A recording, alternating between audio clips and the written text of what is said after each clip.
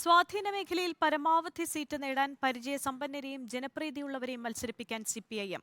മുൻ ധനമന്ത്രി doctor Thomas Isaac പത്തനംതിട്ടയിലും മുൻ എംഎൽഎ ടി വി രാജേഷ് കാസർഗോഡും സ്ഥാനാർത്ഥികളാകും.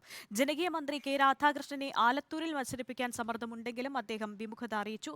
ആലപ്പുഴയിൽ സിറ്റിംഗ് എംപി തന്നെ മത്സരിക്കട്ടെ എന്നാണ് സെക്രട്ടേറിയറ്റ് നിർദ്ദേശം. പഴയ ശക്തി കേന്ദ്രങ്ങളായ ബംഗാളും ത്രിപുരയും തകർന്നടിഞ്ഞതോടെ ദേശീയതലത്തിലെ പാർട്ടിയുടെ പ്രസക്തി നിലനിർത്തേണ്ട ബാധ്യത കേരള ഘടകത്തിനാണ്. ഇത് കണക്കിലെടുത്താണ് പരീക്ഷണങ്ങൾക്ക് മുതിരാതെ ജയസാധ്യത എന്ന ഒറ്റ മാനദണ്ഡത്തിൽ പരിചയസമ്പന്നരെ കളത്തിലിറക്കുന്നത്. ജനകീയനായ മന്ത്രി കെ രാധാകൃഷ്ണനെ ആലത്തൂരിൽ മത്സരിപ്പിക്കാൻ ആലോചിക്കുന്നതും ഇതുകൊണ്ടാണ്. എന്നാൽ ലോക്സഭയിലേക്ക് മത്സരിക്കാനുള്ള നിലപാട് അദ്ദേഹം സെക്രട്ടേറിയറ്റിനെ അറിയിച്ചിട്ടുണ്ട്. ആറ്റിങ്ങലിൽ എംഎൽഎ വി ജോയി സ്ഥാനാർത്ഥിയാകും.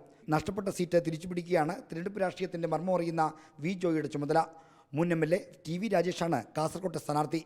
രാജേഷ് നേരത്തെ പ്രതികരിച്ചിരുന്ന കല്യാശ്ശേരി കാസർഗോഡ് മണ്ഡലത്തിലാണ്. പത്തനംതിട്ടയിൽ അധ്വാനിച്ചത് പാഴായില്ല. തോമസ് ഐസക് അവിടെ മത്സരിക്കും.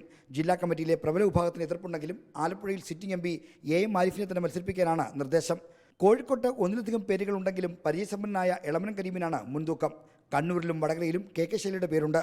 പൊന്നാനി സീറ്റിൽ ഡോക്ടർ കെ ടി ജലീലിൻ്റെ പേരും പരിഗണിക്കുന്നു. കഴിഞ്ഞ തവണത്തെ അനുഭവം മുൻനിർത്തി എറണാകുളത്ത് അനുയോജ്യരായ സ്ഥാനാർത്ഥികളെ കണ്ടെത്തും എന്ന് മാത്രമാണ് നേതൃത്വം ഇപ്പോൾ പറയുന്നത്.